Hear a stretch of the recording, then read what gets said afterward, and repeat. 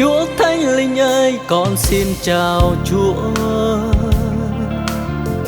Mỗi sáng tươi vui trong nắng quên Ngài. Chúa Thánh Linh ơi, con xin chào Chúa. Hãy dẫn dắt con trong ngày hôm nay.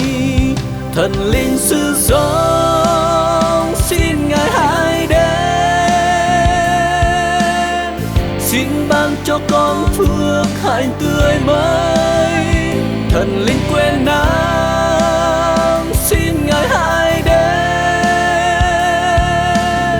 Xin ban cho con với năng quyền Cha. Ở giáo ngặt nham cầu cờ cô ý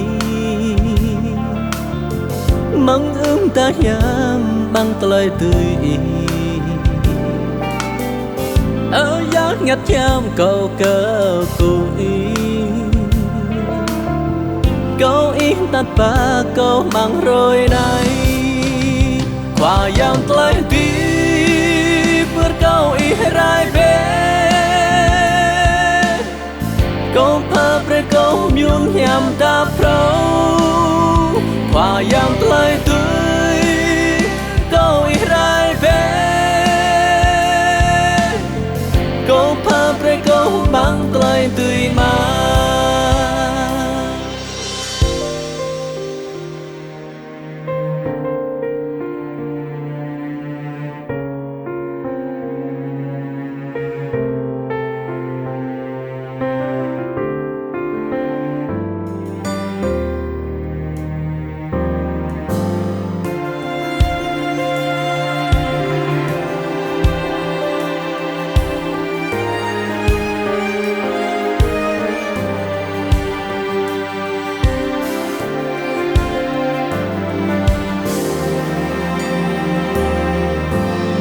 Chúa Thánh Linh ơi, con xin chào Chúa.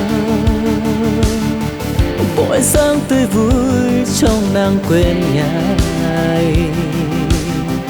Chúa Thánh Linh ơi, con xin chào Chúa. Hãy dẫn dắt con trong ngày hôm nay.